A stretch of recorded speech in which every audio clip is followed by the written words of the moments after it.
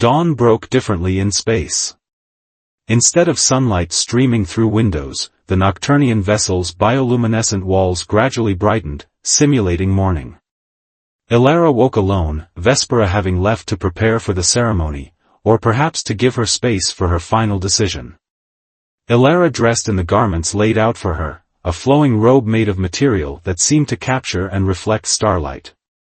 Her body felt poised between worlds, no longer fully human, not yet completely transformed. She studied her reflection, noting the silver flecks in her eyes that matched Vespera's, the subtle luminescence beneath her skin. A soft chime announced a visitor. Rather than Vespera, Commander Ruddick entered, one of the few Nocturnians who had shown her respect from the beginning. "The council awaits, Professor Ilara," he said with a formal bow. "As does the Queen." "And Dracos?" she asked, remembering the threat. "Confined, but his supporters remain active. They will attempt to disrupt the ceremony if you proceed." His expression grew somber. "I should inform you that the transport to return you to Earth is also prepared, should that be your choice." Ilara nodded, appreciating his directness. "Thank you, Commander." The walk to the ceremonial chamber felt both endless and too brief. Ilara's mind raced through every consideration, her life on Earth, the scientific knowledge she'd gained, the cosmic threats Vespera had revealed, and most significantly, the profound connection they'd formed. The chamber doors opened to reveal a vast circular space filled with Nocturnians arranged according to rank and lineage. At the center stood Vespera, resplendent in royal attire that shifted colors like the nebulae they had passed on their journey. Her face remained impassive, but through their bond, Ilara felt her anxiety, her hope, her resignation to whatever choice would come. As Ilara walked forward, murmurs rippled through the assembly. She caught fragments of thoughts from the less disciplined minds, doubts about her worthiness, concerns for their species' purity, curiosity about what Vespera saw in her. Ilara ignored them all, focusing only on Vespera as she approached the central dais. When they stood face to face, the chamber fell silent. "Ilara of Earth," Vespera began, her voice carrying effortlessly through the space, "you stand at the threshold of transformation. The partial bond can be severed, returning you to your world unchanged, or completed, binding us for eternity." She extended her hands. "The choice is yours alone to make." Time seemed to suspend as Ilara considered one last time. Earth with its familiar limitations, or the cosmos with its infinite possibilities. A normal human lifespan, or eternity with Vespera. In the end, it wasn't the knowledge or power that decided her.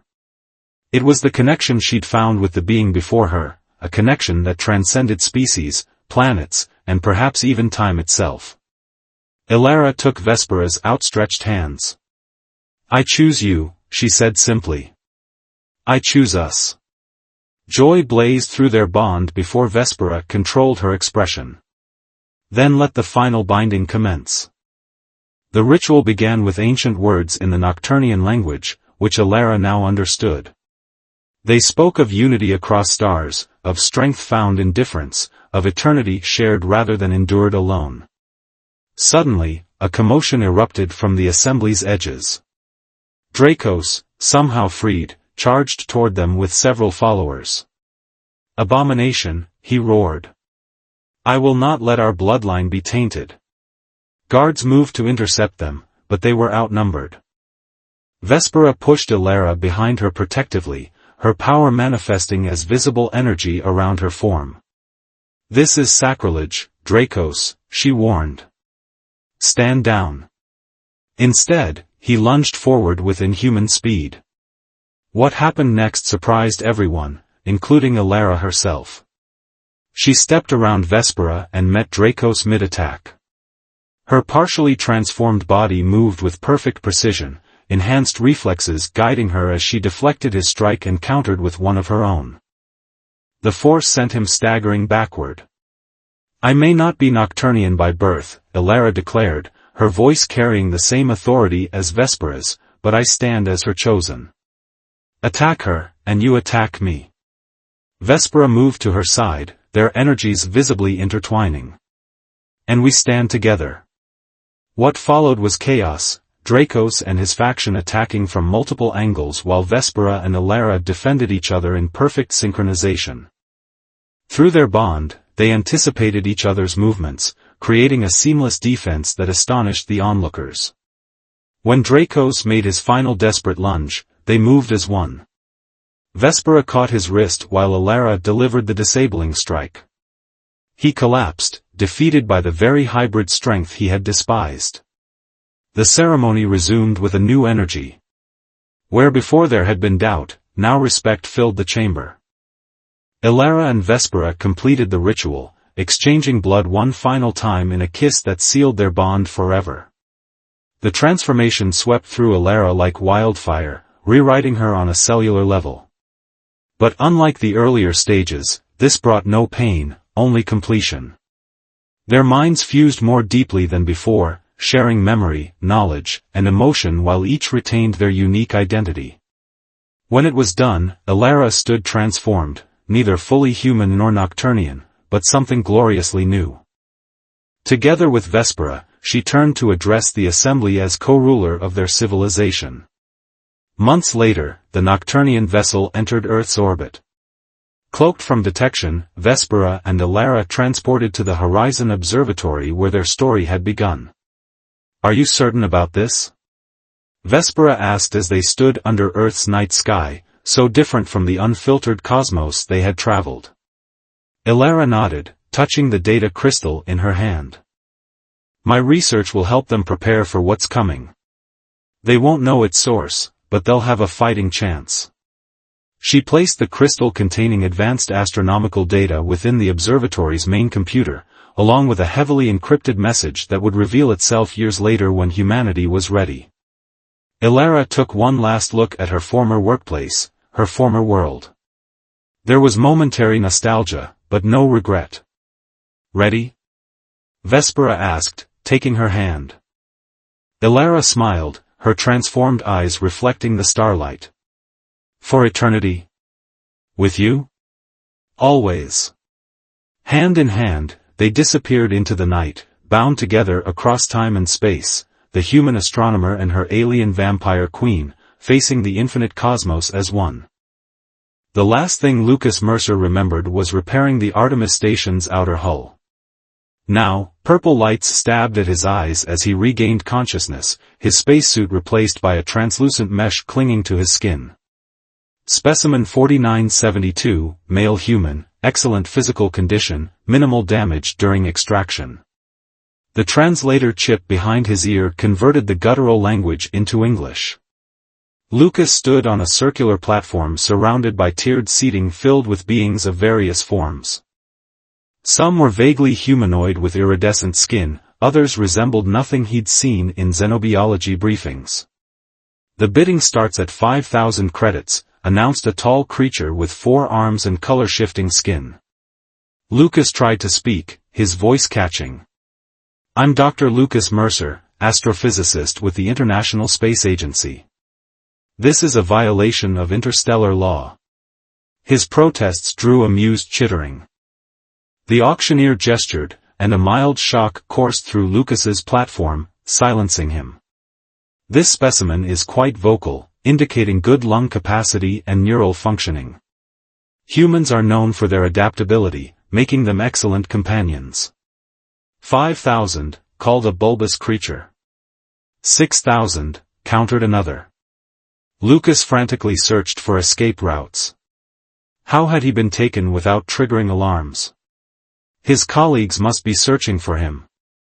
8,000, came a melodic voice from the back. The crowd parted, revealing her. She stood 7 feet tall, with luminescent azure skin that shimmered with inner light.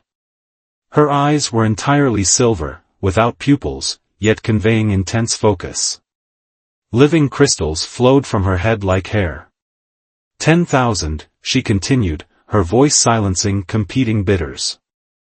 10,000 from Lady Talia of House Vexium. Do I hear 11?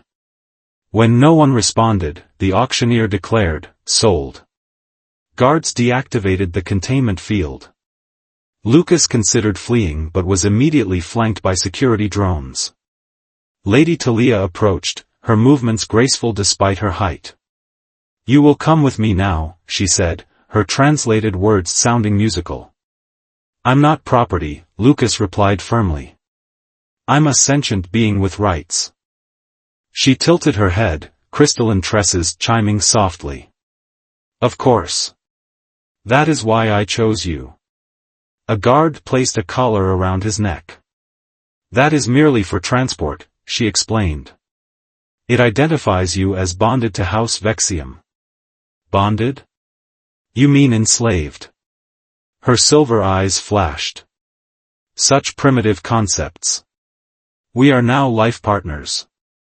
"I don't understand," Lucas said, heart racing. "Partners?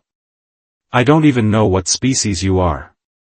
"I am Elysian," she replied, as if that explained everything. "And you are exactly as described in the catalog, intelligent, adaptive, and aesthetically compatible." Lucas felt a strange current between them despite his fear. "You can't just buy a husband." "I have participated in the sacred matching ceremony, as is our custom," Talia countered. "Our souls were drawn together across the stars. This is insanity. I need to return to Earth." "Earth is 17 light cycles away," she said. "But do not worry. Time passes differently here. When you choose to return, barely a moment will have passed there." "When I choose? So I'm not a prisoner?" "You are my bonded," she said, touching his face with cool fingers. "In time, you will understand the honor this brings." As she led him from the auction house into alien sunlight, Lucas realized Earth didn't know these beings existed. No rescue was coming. "Come, Lucas. Our home awaits, and tonight begins our bonding period." She smiled, revealing pearlescent teeth. "I have studied human physiology extensively. You will find the experience enlightening." Lucas swallowed hard, realizing his new reality included far more intimate expectations than he'd imagined. Lucas stood at the crystalline window of Talia's estate, staring at the 3 moons hanging in Elysium's lavender sky. 2 days had passed since the auction, during which he'd been given luxurious quarters, strange but delicious food, and complete freedom to explore, except for leaving the compound. "Are you admiring the lunar alignment?" Talia's melodic voice came from behind him. "It happens once every 60 cycles. Most Elysians consider it auspicious for new unions." Lucas turned to face her. In the moonlight, her azure skin glowed softly, the crystalline filaments framing her face chiming gently with each movement. "On Earth, we'd call that a superstition," he replied, then immediately regretted his tone. Despite his situation, Talia had been nothing but kind. "Perhaps," she said, gliding closer. "Yet even your scientists acknowledge that moonlight affects oceanic tides. Is it so implausible that celestial alignments might influence more subtle energies?" Lucas sighed. "I'm sorry. I'm still trying to process all this. Yesterday I was installing new sensors on my space station. Today I'm supposedly married to an alien noble on a planet humanity doesn't know exists." Talia sat on a hovering cushion that materialized at her gesture. "I understand your confusion. Perhaps it's time I explained our customs more thoroughly." "That would be helpful," Lucas said, taking a seat opposite her. "The event you call an auction is our most sacred bonding ritual," she began. "We believe souls find each other across vast distances. The credits exchanged are not payment for property but a demonstration of commitment." "But I had no choice," Lucas argued. "That's not consent by any human standard." Talia's silver eyes dimmed slightly. "This troubles me. Our seekers only bring beings whose soul resonance patterns indicate receptiveness to bonding. Did they err with you?" Lucas hesitated. Before his capture, he'd been lonely for years, dedicating himself entirely to his work after his fiancée left him. Had some alien technology detected that emptiness? I don't know, he admitted. But on Earth, relationships develop gradually, with mutual consent. I see, Talia said thoughtfully. Then perhaps we should begin again, properly. I am Talia Vex Lumina, keeper of stellar records for House Vexium. I find you intellectually stimulating and physically appealing. Would you consider a cultural exchange that might lead to deeper connection? Despite himself, Lucas smiled at her formal proposal. When you put it that way, it sounds almost reasonable. Then you accept? Her crystals chimed hopefully. I accept the cultural exchange, he clarified. The rest remains to be seen. Relief washed over her features. Excellent. Then tonight, we begin with the first stage of bonding, knowledge sharing. She produced a small crystal that glowed between her fingers.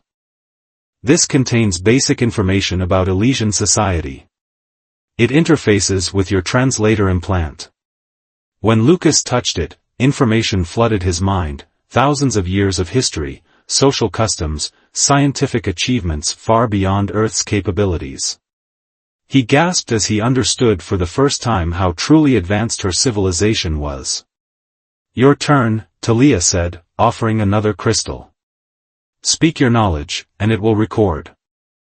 For hours, Lucas described Earth, humanity's struggles and triumphs, their scientific understanding. Talia listened, entranced. Your species is younger than I realized, she said when he finished. Yet you've accomplished much. We're resilient, Lucas replied, feeling strangely proud under her admiring gaze. That quality attracted me, she admitted, her fingers brushing his. The touch sent warmth spreading through his arm. Among my people, I'm considered unconventional for preferring substance over appearance. As moonlight bathed them both, Lucas realized he was seeing her differently, not as his captor, but as a person with hopes and desires. When her fingers entwined with his, he didn't pull away. Tomorrow, she whispered, I'll show you Elysium's capital. You're not my prisoner, Lucas. You're my guest until you decide what you wish to become. For the first time since his capture, Lucas felt something other than fear, curiosity, and perhaps, the faintest stirring of desire. Lucas sat cross-legged in the meditation garden of House Vexium, attempting to master the Elysian mind-calming techniques Talia had taught him. 2 months had passed since their first intimate connection, and each day brought them closer. He'd begun to imagine a future here, continuing his astronomical research with technology beyond Earth's capabilities, building a life with Talia. The garden's tranquility shattered as the household's alert system pulsed through the air. Lucas opened his eyes to see Talia rushing toward him, her crystalline tresses vibrating with distress, skin flickering between azure and alarming purple. What's wrong? Lucas stood quickly. The High Council has summoned us, she said, voice tense. They're questioning our bond. Why now? Lucas asked as they hurried toward the transport pad. My former intended, Vexorin, has challenged our union. He claims a non-Elysian cannot truly bond with one of our kind. Lucas felt a cold knot form in his stomach. You were promised to someone else? A political arrangement made in childhood, Talia explained, not meeting his eyes. I thought it dissolved when I chose you at the ceremony. Apparently, Oren disagrees. The council chamber loomed before them, 12 Elysian elders seated on crystalline platforms that hovered in a semicircle.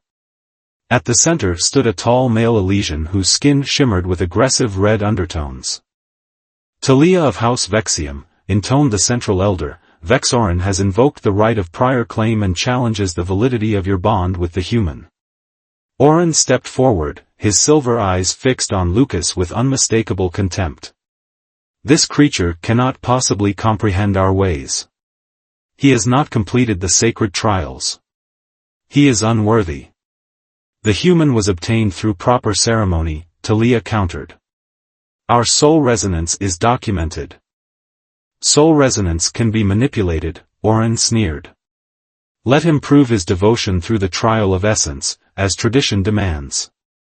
Murmurs rippled through the chamber. Talia's skin paled to nearly white. The trial is dangerous even for Elysians. A human could not survive it. Then he is not worthy to be your bonded, Oren declared triumphantly. Lucas stepped forward. I'll do it. Talia grabbed his arm. Lucas, you don't understand.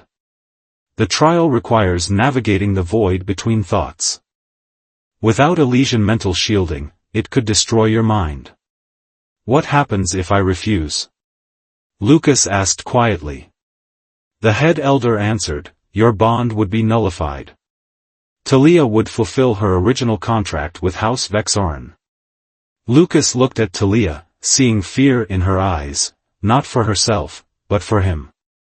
In that moment, he realized how deeply he had come to love her. I accept the trial, he declared firmly. The council chamber transformed, the floor becoming transparent to reveal a swirling vortex of energy beneath them. Lucas was guided to a platform that lowered him into the center of the maelstrom. The human will enter the void, announced the elder. If his devotion to Talia is true, he will find his way back. If not, his consciousness will be lost.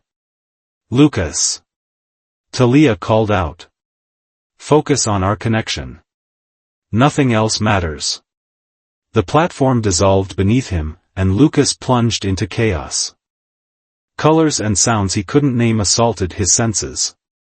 Disembodied thoughts, some his, most alien, tore through his mind. Pain lanced through his consciousness as reality fragmented around him.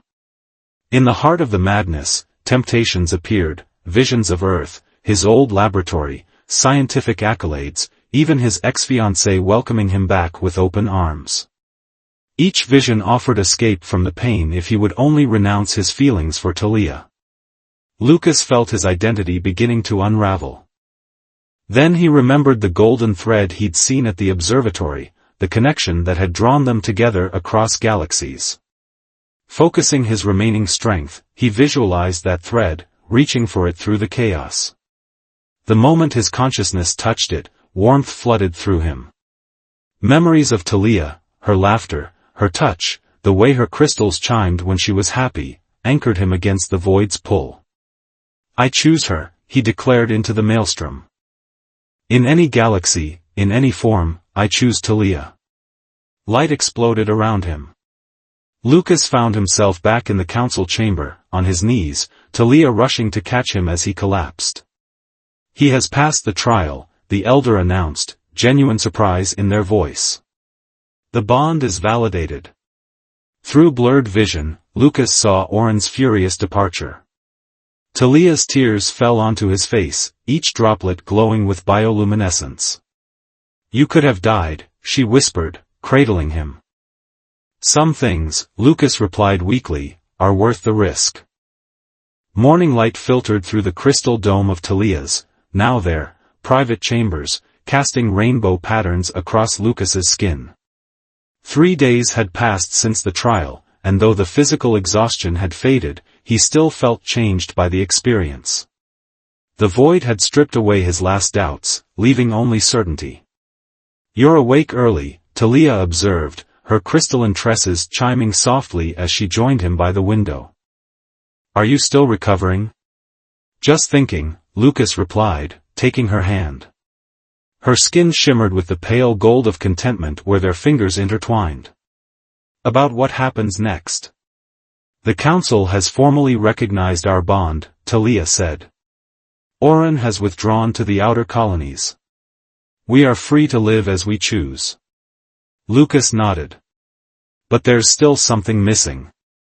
I passed your trial, proved myself by Elysian standards. Yet we never completed things by human customs. Talia's silver eyes widened with interest. What would those entail? On Earth, partnerships are celebrated with ceremonies unique to the individuals involved. Vows are exchanged, promises made before witnesses. Lucas smiled. It matters to me, even light years from home. Then we shall have such a ceremony, Talia declared, her skin pulsing with determination. One that honors both our traditions. Over the next week, they planned together. Lucas designed a hybrid ceremony combining Elysian bonding rituals with Earth wedding traditions he'd tailored to their unique situation. Talia's family, initially skeptical of their union, gradually warmed to the idea as they saw the genuine connection between them. On the day of their ceremony, the great observatory, where they had first truly connected, was transformed. The dome was programmed to display a perfect view of both Earth and Elysium's suns, symbolically linking their worlds. Lucas wore a formal Earth suit modified with luminescent thread that responded to his emotions, while Talia appeared in traditional Elysian attire, her crystals adorned with tiny reflective elements that caught the light with every movement. In human tradition, Lucas explained to the gathered Elysians, we speak our commitments aloud, giving voice to what we feel. He turned to Talia, taking both her hands in his. Talia Vex Lumina, when I was brought to your world, I thought myself a prisoner. Instead, I found freedom to become more than I ever imagined. Across galaxies, despite our differences, we found each other. I pledge to honor our connection, to learn and grow with you, to build a bridge between our worlds for as long as we both exist. Talia's skin glowed brilliant azure with emotion. Lucas Mercer, you have faced the void for me, proven your devotion beyond any doubt. By Elysian custom, our souls were already joined, but today I choose to embrace your traditions as my own. She placed her palm against his heart. Two forms, two origins, one shared future, this is my promise to you. Together, they completed the Elysian bonding ritual, sharing essence through connected thoughts while simultaneously exchanging simple rings Lucas had crafted from Elysian crystal and earth metals, physical symbols of their commitment. As the ceremony concluded, the elder who had presided over Lucas's trial stepped forward. Today marks not only the union of two beings but potentially a new chapter for our civilizations. The Council has decided, if you wish it, Lucas Mercer, we will open diplomatic channels with Earth. Lucas looked at Talia in surprise. She smiled. I may have advocated for this outcome. Your world deserves to know we exist, and perhaps our peoples have much to offer each other. Ambassador Mercer, Lucas tested the title with a grin. Has a nice ring to it. Later, as celebrations continued around them, they slipped away to the observatory's viewing platform. The control system responded to their combined touch, zooming to show Earth, blue and distant, yet suddenly feeling closer. Do you miss it? Talia asked softly. Parts of it, Lucas admitted. But Earth was never just a place, it was the search for understanding, for connection. I've found both here, with you. Talia's crystals chimed as she drew him close. Their bodies fit together perfectly now, familiar and exciting at once.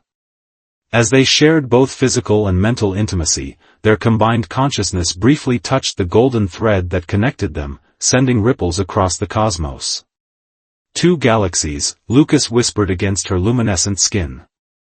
One heart, Talia completed, their union transcending the stars themselves. On the viewing screen, Earth continued its silent rotation, unaware that one of its suns had found his true home across the void, and would soon return as a bridge between worlds, forever changed by the alien woman who had claimed him as her own.